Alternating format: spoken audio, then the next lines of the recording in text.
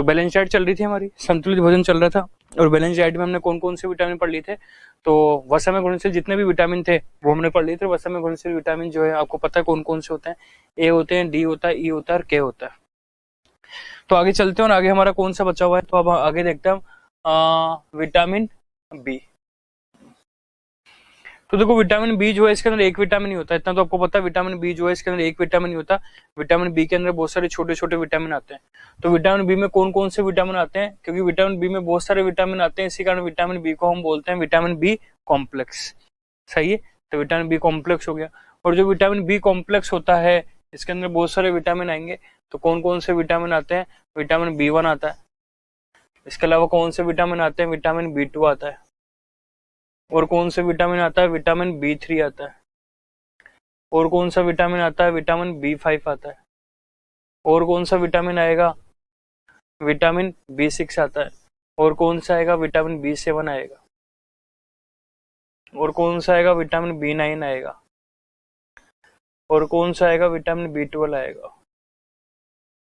देखो इतना विटामिन खुद ही एक अकेला विटामिन इतना भारी पड़ने वाला है, तो आपको कैसे याद होगा। तो कोशिश करते हैं पहले तो क्या क्या आएगा। तो सबसे ज्यादा जो इम्पोर्टेंट चीज है वो विटामिन बी के अंदर क्या क्या है, तो मैं आपको बता देता हूँ क्या है। विटामिन बी1 जो है इसका साइंटिफिक नेम जो है वो थायमिन है।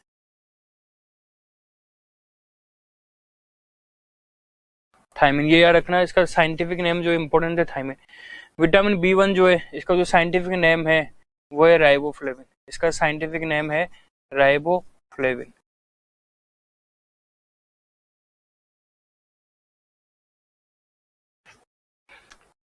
विटामिन बी3 का भी साइंटिफिक नेम इम्पोर्टेंट है। इसका जो साइंटिफिक नेम है, इसका जो साइंटिफिक नेम है वो साइंटिफिक नेम क्या है, तो इसका जो साइंटिफिक नेम है वो है नियासिन।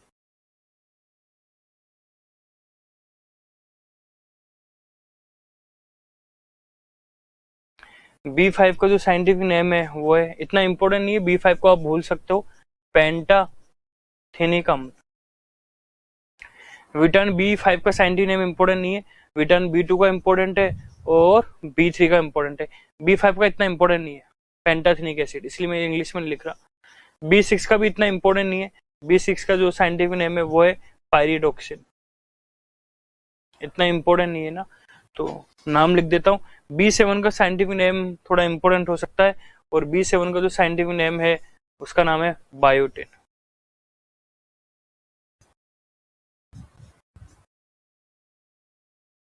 इसका साइंटिफिक नेम है बायोटिन।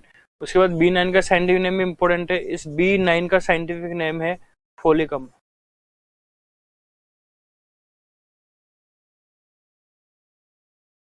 फोलिक एसिड है फोलिकम। बी9 जो है इसका जो साइंटिफिक नेम है वो है साइनो कोबालेमिन।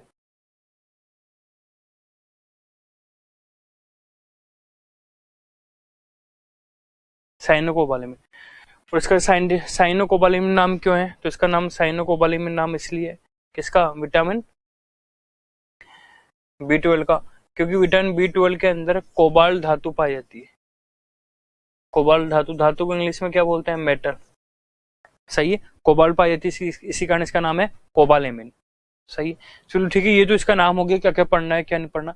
अब इनमें से हमको थोड़ा डिटेल में क्या पढ़ना है, सबके बारे में हमको नहीं पढ़नी, तो एक चीज के बारे में तो इसमें ये ध्यान रखना जो आ सकता है, बी6 हो जाए, तीन तीन जोड़ते जाना, चाहे बी9 हो जाए और चाहे बी12 हो जाए, इन तीनों के बारे में एक कॉमन बात लिख रहा हूं मैं, और वो कॉमन क्या है, बी6 हो जाए, बी9 हो जाए, बी12 हो जाए, इन तीनों की कमी हो जाए। कमी को इंग्लिश में हम क्या बोलते हैं, डेफिशिएंसी। कमी का मतलब इन तीनों में से कोई भी कम हो जाए, चाहे बी9 कम हो जाए, चाहे बी6 कम हो जाए, चाहे बी12 कम हो जाए, इन तीनों में से अगर किसी की भी कमी हो जाए, ये जो तीनों है, अगर इन तीनों में से किसी की भी कमी हो जाए तो हमको एक बीमारी हो जाती है, और जो बीमारी है उस बीमारी को हम क्या बोलते हैं, एनीमिया। तो इन तीनों की कमी से एनीमिया हो जाता है। एनीमिया आपको पता है ना, ब्लड की कमी होना, तो बी6 की कमी से भी एनीमिया होता है, बी9 की कमी से भी एनीमिया होता है, और एक कौन सा बच गया, बी12 की कमी से भी क्या होता है, एनीमिया। तो इन तीनों की कमी से हमको क्या होता है, एनीमिया होता है। चलो ठीक है, यहाँ तक की चीज तो समझ में आ गई, एनीमिया क्या होता है। अब आगे चलते हैं, ये जो एनीमिया है ये तो मैंने आपको समझा दिया, पर थोड़ा सा डिटेल में हमको क्या क्या पढ़ना जरूरी है, तो वहां देख लेते हैं डिटेल में हम क्या क्या पढ़ेंगे। इनमें से कुछ चीजें जरूरी है और कुछ चीजें डिटेल में हमको पढ़नी नहीं है, तो मैं हल्का सा आइडिया आपको दे देता हूँ हमको पढ़ना क्या है इनमें से डिटेल में। तो एक तो थोड़ा सा हम B9 और B12 को डिटेल में पढ़ लेते हैं, 7 के बारे में नहीं पढ़ना, और इन तीनों के बारे में डिटेल में पढ़ लेंगे। बाकी और का बस नाम याद रखना, B5 इंपॉर्टेंट नहीं है, B7 इंपॉर्टेंट नहीं है, तो हल्की हल्की सी बात कर लेते हैं हम बस, ताकि आपका काम चल जाए। B5 के बारे में मैं एक हल्की सी बात बता देता हूँ, और वो क्या है, B5 की कमी से B5 आ जाए, और B5 की कमी से एक बीमारी हो जाती है जिसे हम बोलते हैं बर्निंग फुट सिंड्रोम, पाँव में जलन होने लग जाती है।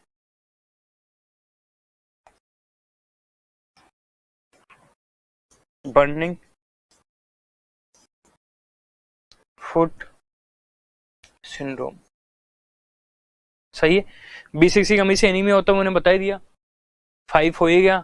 और B7 के बारे में मैं एक बात बता देता हूँ, B7 आप बताना, B7 विटामिन क्या था, बायोटिन था ना, इसके बारे में मैं एक बात बता देता हूँ, और वो बात क्या है, ये जो बायोटिन दिख रहा है आपको, विटामिन B7 दिख रहा है, जो बायोटिन दिख रहा है, ये हमारे जो बाल होते हैं, ये हमारे जो बाल होते हैं, इन बालों की ग्रोथ के लिए, ये विटामिन बालों की ग्रोथ के लिए और बालों के स्ट्रॉन्गनेस के लिए, बालों की स्ट्रेंथ के लिए, स्ट्रेंथनेस के लिए रिस्पॉन्सिबल होते हैं। तो बालों की ग्रोथ भी इनके लेने से ज्यादा होगी, और आप बताना हमारे जो बाल होंगे वो भी मजबूत होंगे। तो जो बायोटिन विटामिन होता है, B7 विटामिन है, B7 विटामिन जो होता है ये क्या करता है, तो विटामिन B7 जो होता है ये बालों की ग्रोथ भी करता है। ग्रोथ का मतलब बालों का जल्दी जल्दी बाल वृद्धि करेंगे, ग्रो करेंगे। और आप मुझे बताना बालों की ग्रोथ के साथ ही जो विटामिन है, ये विटामिन क्या भी करता है, बालों को मजबूत भी करता है। तो जिन लोगों में इसकी विटामिन की कमी होगी उनके बाल जल्दी टूट जाते हैं, उनके बाल जो होते हैं वो धीरे धीरे आते हैं। चलो ठीक है, ये भी बात पढ़ ली। अब हम पढ़ते हैं B9 और B12 के बारे में एक साथ बात। तो यहाँ मैं हेडिंग डाल लेता हूँ B9 प्लस B12, ये दोनों मिलके काम करते हैं, इसी कारण B9 और B12 को एक साथ पढ़ लेते हैं। B9 का नाम क्या था, फोलिक एसिड, और B12 का नाम क्या था, साइनोकोबालेमिन। तो इन दोनों विटामिन को हम एक साथ मिलकर पढ़ते हैं क्या होता है। तो सबसे पहले हम B9 और जो B12 विटामिन होता है, तो ये क्या काम करता है, तो ये ध्यान से समझना, ये आरबीसी के परिपक्वन के लिए, ये आरबीसी के परिपक्वन, और परिपक्वन को हम क्या बोलते हैं इंग्लिश में, मैच्योरेशन।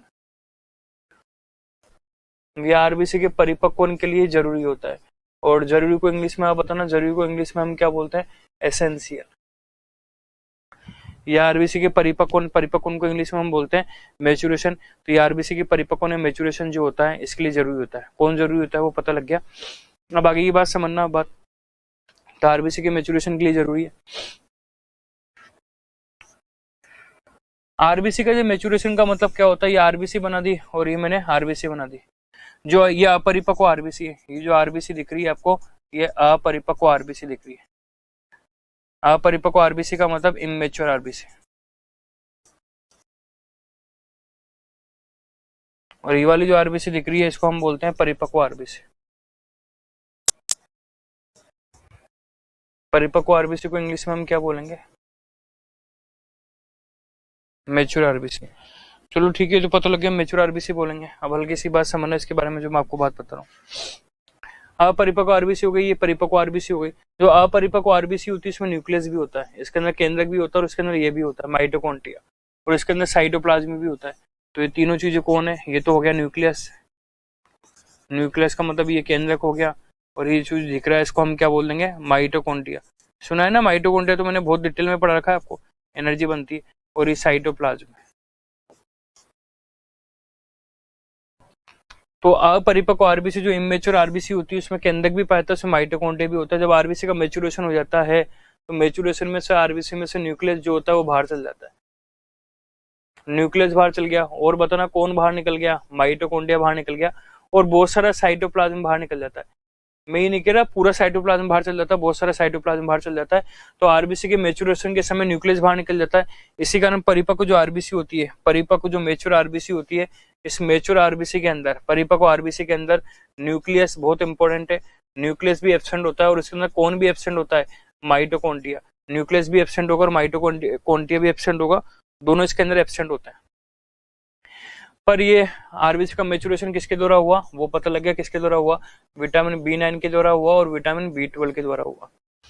तो थोड़ा सा और आगे चलें तो आप मुझे बताना, पर आरबीसी का काम क्या है। आरबीसी का काम है, सभी को पता है आरबीसी जो है वो आरबीसी क्या काम करती है। तो आप बताओ आरबीसी क्या काम करती है? ऑक्सीजन का ट्रांसपोर्ट। ये आरबीसी ऑक्सीजन का जो है वो ट्रांसपोर्ट करती है। ट्रांसपोर्ट करने को हिंदी में हम क्या बोलते हैं? परिवहन। तो ध्यान रखना, ऑक्सीजन का जो ट्रांसपोर्ट होता है, जो मेच्योर आरबीसी होती है वही करती है, ये जो इमेच्योर आरबीसी होती है ऑक्सीजन का ट्रांसपोर्ट नहीं करती। इसी कारण B9 और B12 बहुत इंपॉर्टेंट है।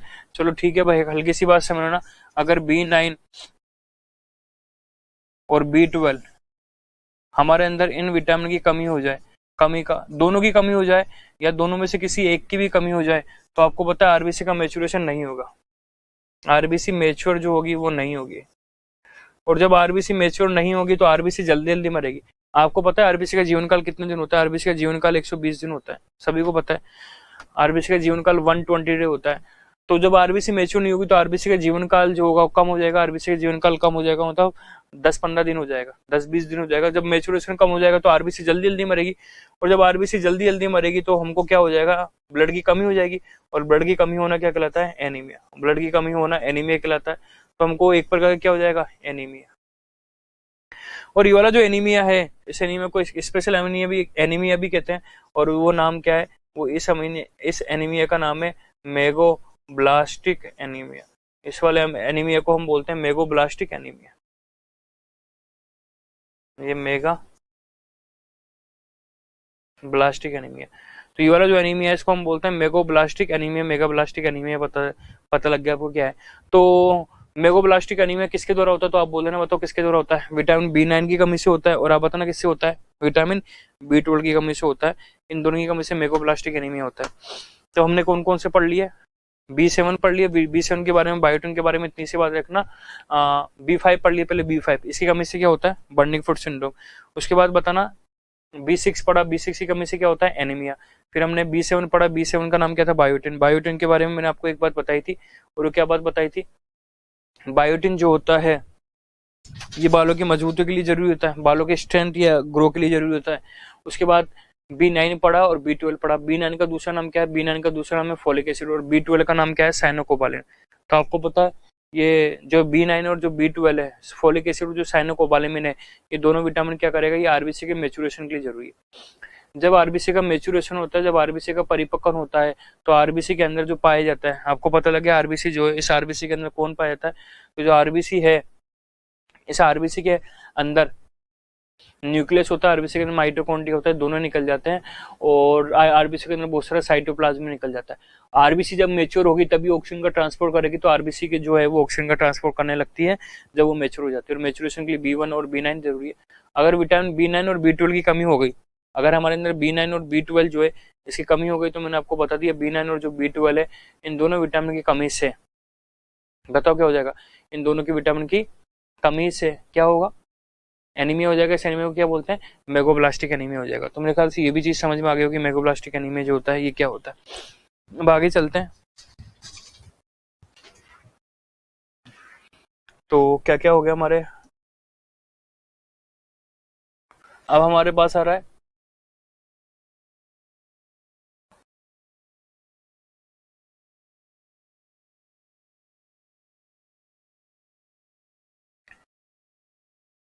Vitamin B3।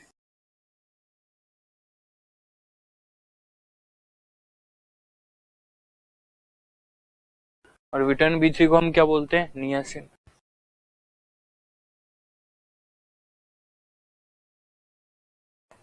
तो विटामिन B3 जो है इसे हम नियासिन बोलते हैं। तो थोड़ा ध्यान से समझना।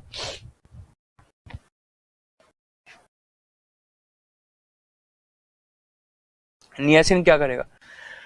नियासिन जो है, तो मैं आपको बताता हूँ, हमारी बॉडी में 3 ऑर्गन है। एक ऑर्गन हमारे अंदर ब्रेन होता है, एक ऑर्गन जो होता है वो एलिमेंट्री कैनाल होता है। एलिमेंट्री कैनाल का मतलब जानते हो ना आप? आहार नाल। और एक ऑर्गन होता है स्किन। ये 3 ऑर्गन है हमारे। इन तीनों ऑर्गन के, तीनों अंगों को इंग्लिश में क्या बोलते हैं? ऑर्गन्स। तीनों अंगों के कार्य करने के लिए, तीनों अंगों के कार्य करने के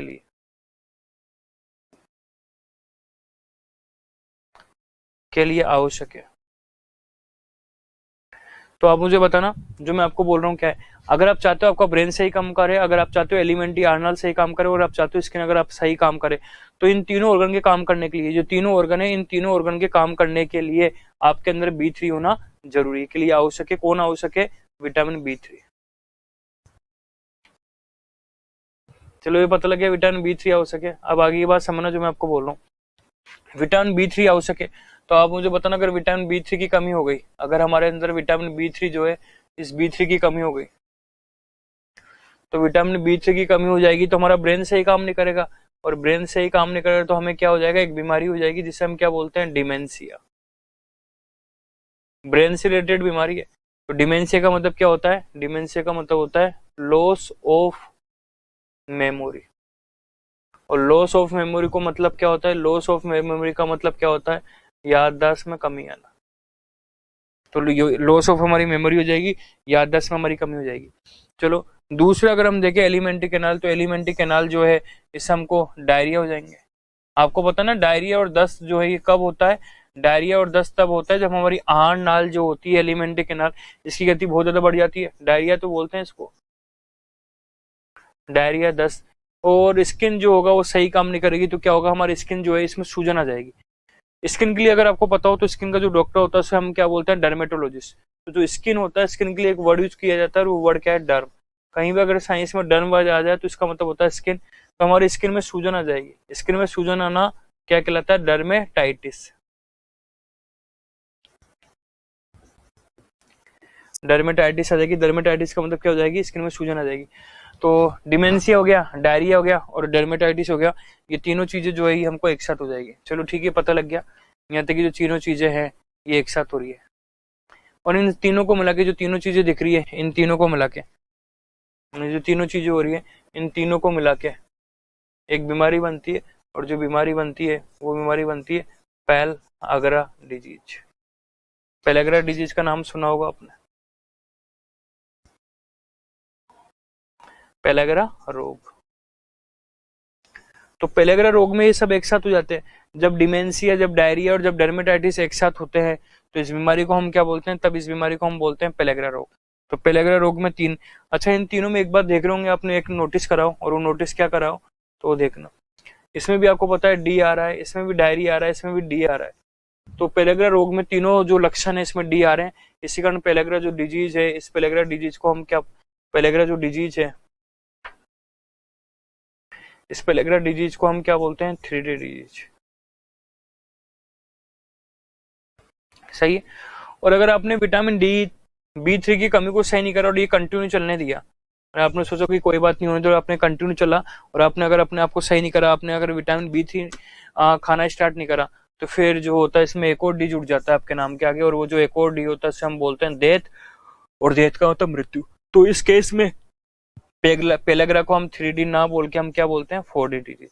तो कभी आ जाए 3D डिजीज किसे कहते हैं, कभी आ जाए 4D डिजीज किसे कहते हैं, तो किसे कहते हैं? पेलग्रा। एक बात और इसके बारे में जो इम्पोर्टेंट है, और वो इम्पोर्टेंट क्या है? मक्का जो होता है, मक्का, मक्का को इंग्लिश में हम बोलते हैं मेज। तो जो लोग मक्के का नियमित सेवन करते हैं, जैसे हम लोग, देखो मैं कभी कभी की बात नहीं कर रहा, रेगुलर सेवन, डेली यूज करते हैं इसको, उनकी बात कर रहा हूँ। जैसे आपको पता है हम डेली यूज क्या करते हैं, तो सभी लोगों को पता है हम डेली यूज जो है वो कौन सा क्या करते हैं? हम गेहूं यूज करते हैं ना। तो ऐसे लोग जो अपने डेली अपनी डाइट के अंदर मक्के का नियमित सेवन करते हैं, जो डेली जो होता है मक्के का सेवन करते हैं, तो क्या होता है? मक्का जो होता है हमारी बॉडी के अंदर विटामिन B3 जो है इसके निर्माण को रोक लेता है, के निर्माण को रोक लेता है।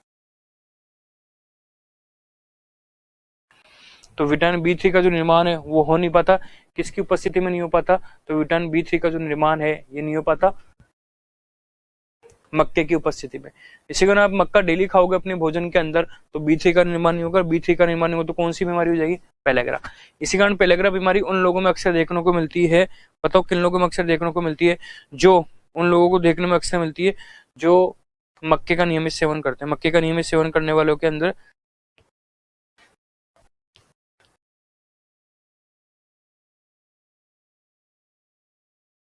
पेलग्रा रोग पाया जाता है। तो ये हमारा पेलग्रा हो गया। अब आगे चलते हैं,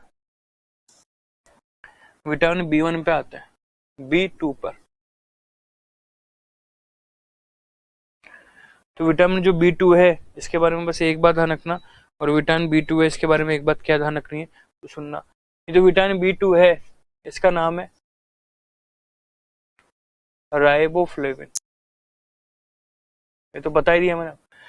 और डायरेक्ट क्या रखना, क्योंकि विटामिन B2 अगर आएगा तो प्री में आएगा विटामिन B2 की कमी से, डेफिशिएंसी ऑफ विटामिन B हो जाए तो एक बीमारी हो जाती है, जिस बीमारी को बोलते हैं चीलोसिस।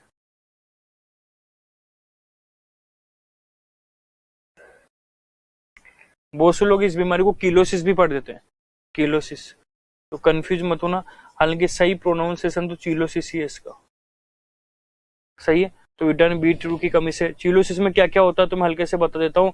मुंह के अंदर छाले हो जाते हैं, मुंह के अंदर जो होते हैं छाले, छाले को बोलते हैं अल्सर। दूसरा जो होठ होते हैं हमारे होठ, लिप्स, वो फटने लग जाते हैं, लिप्स का फटना। और जो होठ के कॉर्नर होते हैं, लिप्स जो होते हैं, लिप्स के जो कॉर्नर होते हैं वो कट जाते हैं, लिप्स जो है यहाँ से कट जाते हैं इस जगह से, तो लिप्स कॉर्नर का कटना।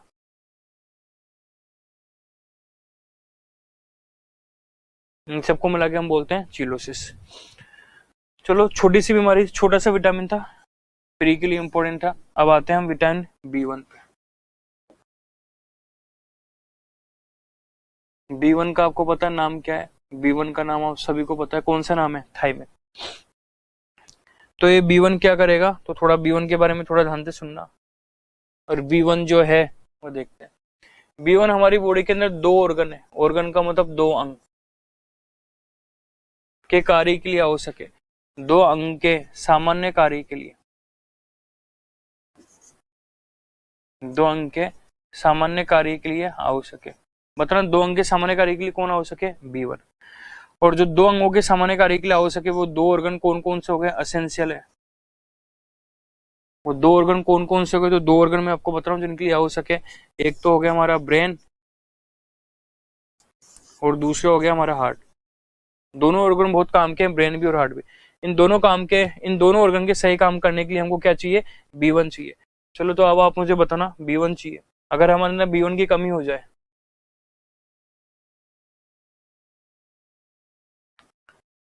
अगर हमारे अंदर B1 की कमी हो गई, कमी का मतलब क्या होता है? डेफिशिएंसी। तो आप मुझे बताना, अगर B1 की कमी हो जाएगी, डेफिशिएंसी हो जाएगी, तो ब्रेन से रिलेटेड परेशानी आ जाएगी। और आप बताना, ब्रेन से रिलेटेड परेशानी और हार्ट से रिलेटेड परेशानी हो जाएगी। हार्ट से रिलेटेड परेशानी जैसे हमारा BP जो है वो इरेगुलर हो जाएगा। BP इरेगुलर का मतलब BP अनियमित हो जाएगा, कभी कम कभी ज्यादा। इसके अलावा आप मुझे बताना, BP इरेगुलर हो जाएगा, हमारी जो हार्ट रेट होती है HR, ये भी अनियमित हो जाएगी, हमारी हृदय धड़कन जो होती है वो भी अनियमित हो जाएगी। इसके अलावा आप मुझे बताना, हमारा हार्ट अटैक जो है, आपको पता है हार्ट अटैक जो है ये दिल का दौरा होता है, दिल से रिलेटेड बीमारी, इसके चांस बढ़ेंगे कम हो जाएंगे? इसके चांस भी बढ़ेंगे। दिल से रिलेटेड जो भी बीमारी है ना वो होगा। एक एंजाइना है, एंजाइना, एंजाइना का मतलब होता है दिल में पेन होना, एंजाइना का मतलब हार्ट में पेन होना, एंजाइना आने के चांस रह जाएंगे। जब हार्ट अटैक आता है तो आपको पता है हार्ट अटैक आने से पहले हमारे दिल में दर्द होता है, दिल में दर्द होने को हम बोलते हैं एंजाइना, तो एंजाइना के चांस होंगे। और ब्रेन सही काम नहीं करे तो ब्रेन सही काम नहीं करे तो लॉस ऑफ मेमोरी होगा। लॉस ऑफ मेमोरी का मतलब आप बताना क्या होगा? याददाश्त में कमी आ जाएगी हमारी। और क्या होगा? लॉस ऑफ लर्निंग पावर हो जाएगी, लॉस ऑफ लर्निंग, ये सब ब्रेन के काम है। लॉस ऑफ लर्निंग पावर का मतलब क्या होता है पहले आप मुझे बताना? सीखने की क्षमता में कमी आ जाएगी, सही है। लॉस ऑफ कंसंट्रेशन पावर, एकाग्रता में कमी आ जाएगी। Loss of concentration power, Hindi में बोल देता हूं मैं, लॉस ऑफ मेमोरी, याददाश्त में कमी आ जाएगी। लॉस ऑफ लर्निंग पावर जो है सीखने की क्षमता में कमी आ जाएगी। लॉस ऑफ कंसंट्रेशन पावर, एकाग्रता में, और भी लक्षण, एकाग्रता में कमी आ जाएगी। तो ये जो सब दिख रहे हैं आपको, ये जो सब दिख रहे हैं इन सबको मिला के हम एक बीमारी के नाम से जानते हैं। ये सब जो दिख रहे हैं इनको बीमारी के नाम से जानते हैं, ये लिख देना। और वो जो बीमारी है उस बीमारी को हम बोलते हैं बेरी बेरी रोग, बेरी बेरी रोग। तो बेरी बेरी रोग जो है, बेरी बेरी डिजीज, तो बेरी बेरी रोग के अंदर आपको पता लग गया ब्रेन और हार्ट से रिलेटेड जो होती है परेशानियां होती है वो उत्पन्न होती है। तो मेरे ख्याल से बेरी बेरी समझ में आ गया होगा। अब आगे की बात समझना, जो मैं आपको बात बोल रहा हूँ उसको हम देखते हैं। अभी B1 के जो सोर्स हैं वो कहाँ है? तो मैं B1 जो है, इस B1 के आपको सोर्स बता रहा हूँ। तो B1 जो है, इस B1 के सोर्स कौन कौन से हैं? तो B1 जो है इसके सोर्स ड्राई फ्रूट में बहुत अच्छा मिलता है, ड्राई फ्रूट में हो गया। और ग्राउंड नट, जो लोग ये नहीं खा सकते, ड्राई फ्रूट नहीं खा सकते क्योंकि ड्राई फ्रूट महंगे आते हैं, वो मूंगफली खा लो, सही है। और 2-3 चीजों में तो पता ही है, एग में तो मिलेगा ही मिलेगा, आपको पता है, दूध में भी मिलेगा, यहाँ तक कि तो पता है। इसके अलावा ये सुनना, ये जो राइस होते हैं ये राइस में भी होते हैं, ये जो होते हैं चावल में भी पाए जाते हैं, पर ये राइस जो है ये राइस की आउटर लेयर में पाए जाते हैं, राइस की आउटर लेयर में, चावल की बाह्य परत में। अच्छा, जब हम चावल मार्केट से लेके आते हैं, उन चावल पर पॉलिश होके रखी होती है, चावल जो होती है उनके ऊपर पॉलिश होके रखी होती है, और जब चावल के ऊपर पॉलिश होती है तो चावल के ऊपर से जो आउटर लेयर होती है ना वो हटा देते हैं, आउटर लेयर जो होते हैं वो रिमूव कर देते हैं, रिमूव का मतलब हटाना। तो जब चावल पर पॉलिश की जाती है तो चावल के ऊपर जो आउटर लेयर है इसको हटा दिया जाता है, और इस आउटर लेयर में ही तो विटामिन B1 है, आउटर लेयर में तो विटामिन B1 है, इसका मतलब चावल को खा के जो विटामिन B1 हमको मिल सकता था वो मिल नहीं रहा। इसी कारण आप मुझे बताना, हमें कौन से वाले राइस खाने चाहिए, पॉलिश राइस खाने चाहिए, अनपॉलिश राइस खाने चाहिए? हमें खाने चाहिए अनपॉलिश राइस। तो हम अनपॉलिश राइस खाएंगे तो आउटर लेयर रिमूव नहीं होगी, आउटर लेयर रिमूव नहीं होगी तो आपको पता है क्या होगा, आउटर विटामिन B1 मिल जाएगा। तो विटामिन B1 पूरे होते हैं। क्लास आज थोड़ी छोटी हुई, पर नेक्स्ट क्लास हम थोड़ा काउंटर बैलेंस कर लेंगे, उसको थोड़ा सा बड़ा कर लेंगे हम, ठीक है। विटामिन थोड़ा रटने का टॉपिक है, आप इसको बार बार रिकेप करना ताकि आपको रिपीट होता जाए, और नेक्स्ट क्लास में हम सी पढ़ेंगे और नया टॉपिक शुरू कर देंगे। Thank you.